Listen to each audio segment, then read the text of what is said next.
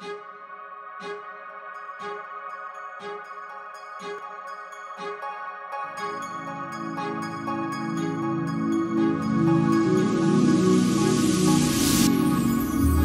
you so much for listening to Kitty Talks.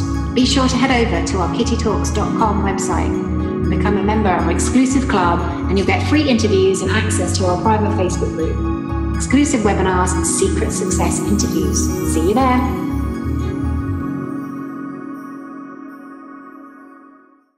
Good afternoon and welcome to Kitty Talks. Today I have with me Adi Shakti. She's a yoga teacher and conscious entrepreneur. She's committed to awakening the divine feminine and harnessing the power to support sustainable global projects to empower women on and off the mat. Adi, welcome. Well, thank you so much for having me, Kitty. No worries. And you're all the way in Costa Rica. I am, yes. It's a beautiful, warm, sunny, humid Caribbean day today.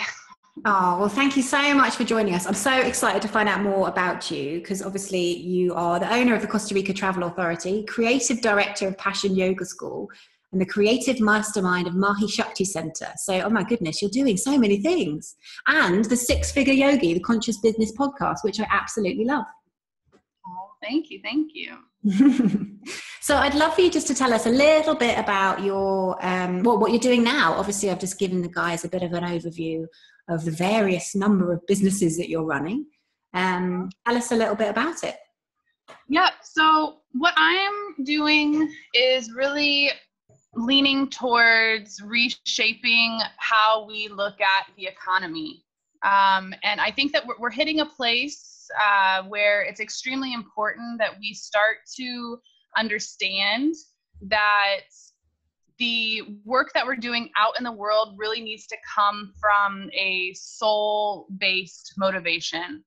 And so the work that I do, there's a spectrum to it, but it starts with a transformational process. We do personal transformation intensives here in Costa Rica, but it's a process of diving into our core wounds and really understanding the limiting beliefs that keep us small, that keep us afraid, that keep us in this place of depending on the patriarchy to kind of continue to support our existence. And so when we have these core wounds, or when we have these beliefs around our shame, around sexual trauma, humiliation, abandonment, whatever these core issues are, many of us just kind of shove them into our subconscious and are unwilling to confront them. And so what I find is that when I'm working with people and starting to wash these parts of ourselves with unconditional love, there is a creativity that surges with recognizing and awakening to our own power and self-worth, especially in the work that I do with women. And so when that creativity surges, it becomes very obvious for many women what it is that they're supposed to be doing out into the world. And so we awaken to this truth that we are all one, right? This is the operating truth in the yoga discipline especially. And so our dharma, or our purpose, is somehow related to that truth. There's something that ignites us, and we're able to step into a place of service and serving and supporting others with that understanding that we are all one. And so with this creative energy that surfaces with this recognition of this truth, then it's time for us as awakening souls then to have the tools and strategies to actually channel that creativity, that power, that passion into a sustainable business. And then what we have is we have women or men as well, but that are out running conscious businesses that are based on this soul truth that we are one. And so my students come out of my programs wanting to educate others on permaculture, on healing the earth, on supporting women through all different sorts of issues. And, some people work with children, whatever it is, this passion, and then finding a way to monetize that and actually having the skill set and being empowered with that wisdom to be able to take that out into the economy. So it's a process of awakening to our own power and then starting to transform ourselves into really taking personal responsibility, both for our internal condition and then eventually for our financial well-being as well. So that's kind of the spectrum of the work that I'm doing right now. Beautiful. So you can take people from the beginning of their journey where they're kind of letting go of anything that's limiting and that they're holding on to through that their passion and purpose, it's interconnecting with that, and then helping them manifest that and create that in a sustainable way on the planet. Yep, absolutely. That's it. Fantastic. Oh my goodness. And how long have you been out in Costa Rica? I've been back and forth now for about 5 years. There was a time that I moved back to the United States and needed to kind of get organized and figure out what exactly it was that I was meant to be doing. But we've been back and forth now for 5 years, and I've really been focusing on this particular work and this particular project for the last couple of years. And one of the things that we love to do at Kitty Talks is to inspire others to create lives that they love. So what I love to do is talk to people like yourself about their journey, because, you know, none of us are kind of born on this planet knowing exactly how we're going to serve and what it is that we're going to do. It's a journey of discovery. I'd love for you to talk us through kind of the different synchronicities and the different things that happened to you to lead you on your path to where you are today. Yep, beautiful. So I was born in Indianapolis, Indiana, in the Midwest, in the United States, and to a wonderful, loving family. And I really had an incredible foundation growing up. I had so many people that loved me and had a wonderful childhood. And I found that I kind of awoken to this desire to serve very, very early in my life. And of course, you know, there's trauma throughout my life of losing loved ones and really, you know, processing grief and all of these things. But I always knew that those parts of my story, those moments that were dark and scary, and those were the moments that really did shape and support me in my most profound growth and reshaping my connection to spirit and all of these things. So, you know, going through my life and having these difficult experiences while also really being dedicated to service, was really what my adolescence was like. And so I finished high school in Indianapolis. I moved to Chicago. I went to Loyola University Chicago and studied with the Jesuits. And the whole premise of their education is men and women for others and everything for the greater glory of God. And so I studied philosophy and business and really educated myself on social justice issues globally, and became really passionate about how to channel my energy and my resources to make a difference globally. So that's always been something that I've been hungry and called to do. So immediately after that, I moved to Costa Rica. And so I was in Costa Rica, and I was working for a butterfly farm. We were working with a rainforest rejuvenation project, and so we were planting trees and taking care of the butterflies. And then I moved now to where I am in Costa Rica, which is Puerto Viejo, and I was working with a non-government organization, NGO, where I started an after-school program for the children of a very, very rural community here close to where I live now, and basically started that from the ground up. I was given no guidance, really. I had a suitcase full of construction paper and was told to create a project. My Spanish was not very good. And so it was this process of getting to know the families and the children and really kind of figuring out from the ground up what would actually serve the people there. And so I did that for a year, and I was working for $5 an hour and an hour-long commute on the way there and on the way back in the Caribbean sun or in the Caribbean rain, one of the two. So that was a very humbling experience. And I finished that experience, and then I went to India with my husband. I was there for a few months, and that's when I really met my teacher, my guru, my spiritual teacher, and I was studying with him, and I kind of moved into the more advanced practices and got my more advanced certifications and things in the yoga world, and started to understand more so how to use yoga, not just in the physical realm, but also kind of feeling into these subtle energetics and how to start to work with people and heal myself and heal others with this kind of subtle energetic wisdom that the yoga world has. And so, so from there, from India, I moved back I had to make some money. I had run out of money, and I moved back to the United States. And that's where I was working with the Village Experience. So it's an organization based out of Indianapolis, but they run global humanitarian tours. Mm-hmm. And so I was leading groups of women to India, to Thailand, to Cambodia, to Guatemala, Costa Rica, back to India, I was on a plane, New York, LA, DC, doing recruitment for these different sorts of trips. And it would be a trip and we would fundraise before we went. And then we would see the schools that we built or the whatever it is that we were fundraising for. We would show the donors what it is that they had been able to create for whatever community we were in.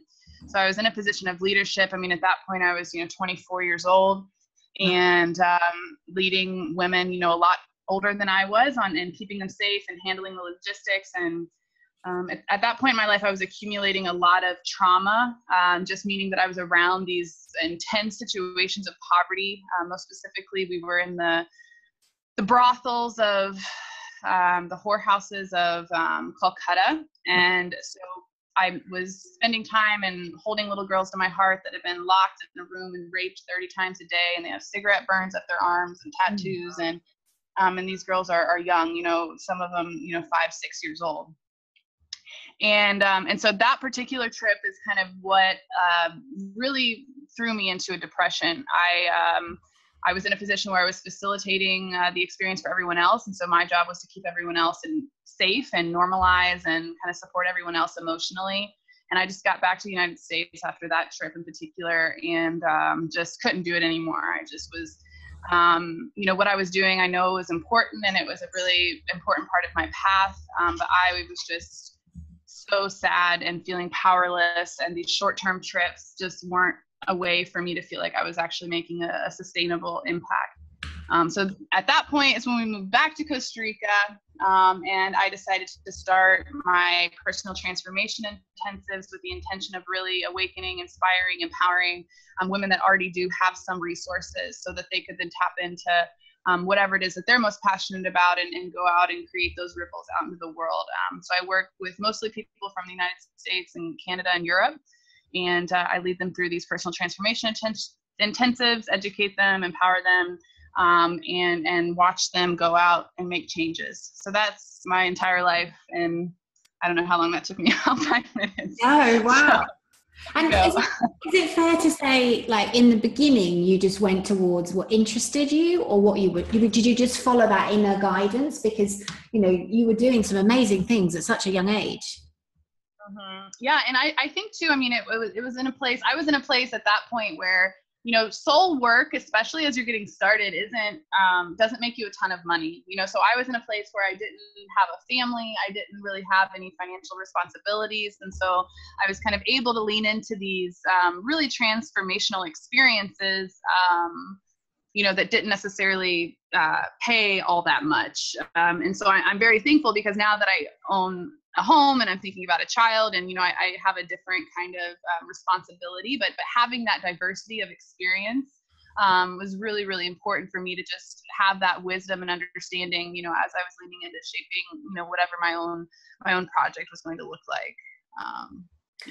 Yeah, and I truly believe that we go towards, like, to find our kind of passion and purpose, that we go towards what it is that lights us up and what it is that really interests us. And, the soul purpose and the soul path, like you said, it doesn't necessarily mean it's going to initially generate you money.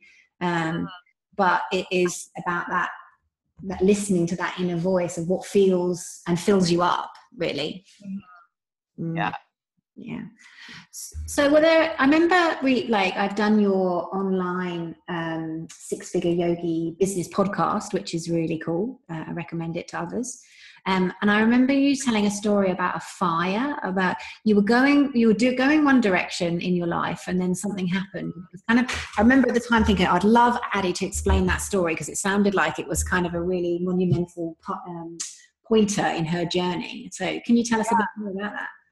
Yeah, of course. So I was in Indianapolis, and my husband and I was doing all of this global travel, and as you can imagine, it was taking a toll on me physically, emotionally, spiritually, and with my relationship as well. And so it was time to kind of ground and figure out what we were going to do that didn't have so much travel involved.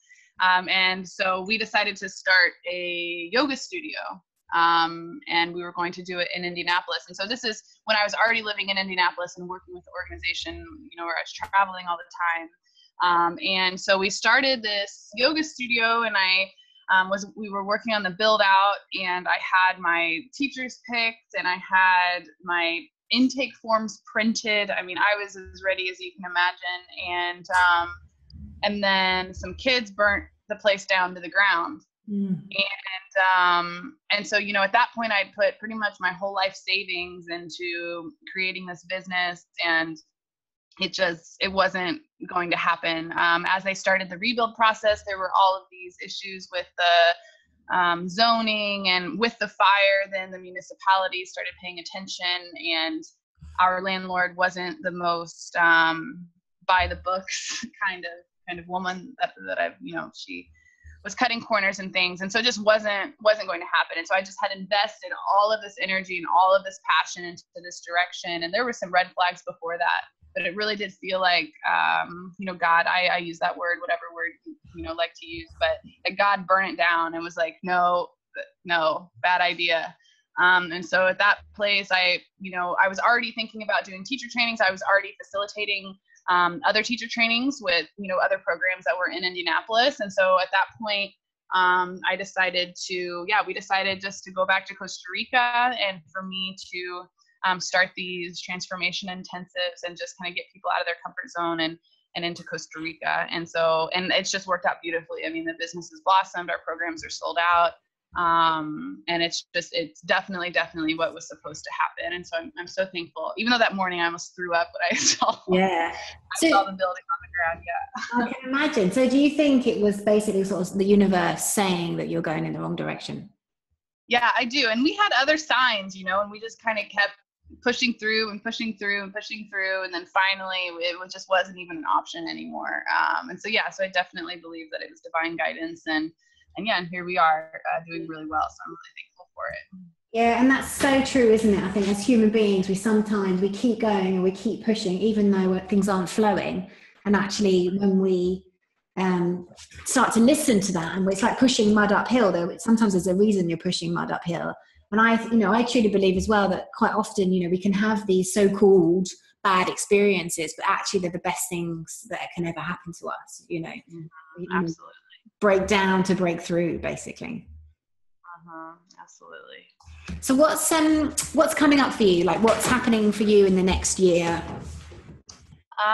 Well, right now I have a group of 26 brave soul seekers with me, and I'm with them through the end of this month. And then I am going to Mexico, and then I'm going to LA for a bit of training and rest and for myself. And then my husband is turning 30.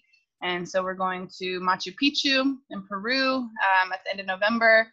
And then, so next year though, I'm running my first advanced program. I've been doing my beginner courses, and so now I'm running my first advanced program at the beginning of next year. And then I have several beginning courses. And then also I'm introducing this Empowered Goddess, the modern business seminar for the Awakened woman. And so I've been doing the online education through the podcast and through my video series. I have the online marketing and conscious business growth e-course at Six Figure Yogi. And finally, I'm putting together a live event. So I've been working on kind of cultivating a following with that platform. And so I'm having some wonderful women come together and really focus on how we can support each other and getting really clear on our strategy for business. So I have a lot of students that I've worked with this deep inner work, and a lot of them are kind of looking for the next steps. And so my work now is just to continue to listen and support my students and kind of create opportunities for them to grow in the direction that they're hungry for.